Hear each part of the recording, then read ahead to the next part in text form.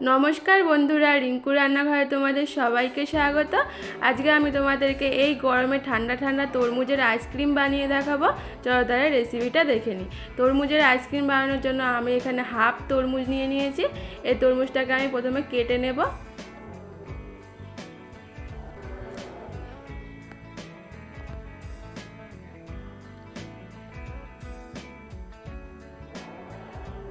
এই যে তরমুজটা আমার কাটা হয়ে গেছে। এবার একটা চামচ দিয়ে একটা মিক্সিং জারের মধ্যে আমি তরমুজের যে লাল অংশটা ওটা নিয়ে নেব।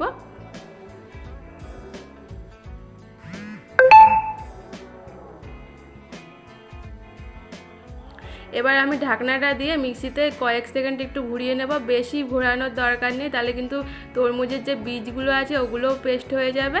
এবার একটা বাটির উপরে আমি ছাঁকনি বসিয়ে এবার এই জুসটাকে আমি ছেঁকে নেব। তরমুজের জুসটা কিন্তু অবশ্যই ছেঁকে নেবে, নাহলে কিন্তু আইসক্রিমগুলো খেতে ভালো লাগবে না।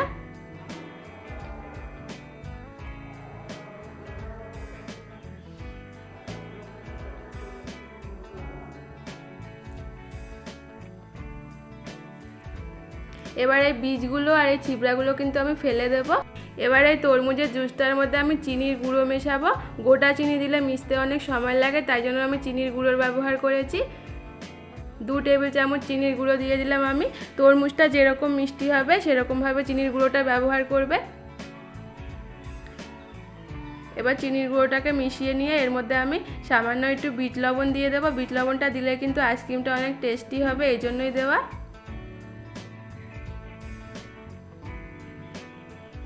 বিট লবণটাকে দিয়েও ভালো করে একটু মিশিয়ে নেব।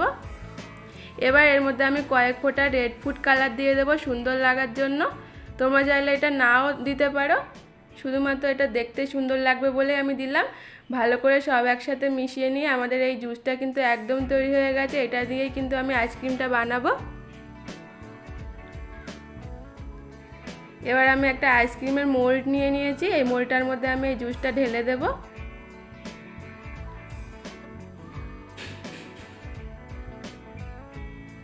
এটা কিন্তু পুরো ভর্তি করে দেওয়া যাবে না, এই ওপরে একটা দাগ আছে, এই দাগ পর্যন্ত কিন্তু জুসটা দিতে হবে।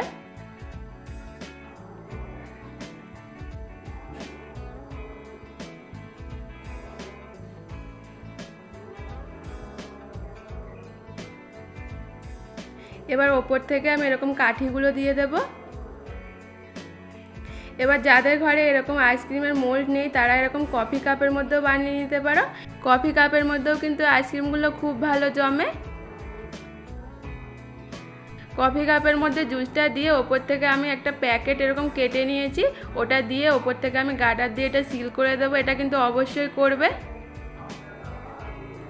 এবার ওপর থেকে একটা ছুরি দিয়ে সামান্য একটু কেটে নেব, এর ভিতর দিয়ে আমি কাঠিটা দেবো। এবার এই আইসক্রিমের কাঠিগুলো আমি দিয়ে দেবো। এই কাঠিগুলো কিন্তু আমি আগে থেকে জলে ভিজিয়ে রেখেছিলাম। এবার আমি এই আইসক্রিমের মোল্ডটা আর কাপটাকে আমি সারা রাত ডিপ ফ্রিজে রেখে দিয়েছিলাম। সারা রাত রেখে দেওয়ার পর আমি ডিপ ফ্রিজ থেকে বের করে 1 থেকে 2 মিনিট বাইরে রেখে দিয়েছি। তারপর আমি এই আইসক্রিমগুলোকে বাইরে বার করে নেব।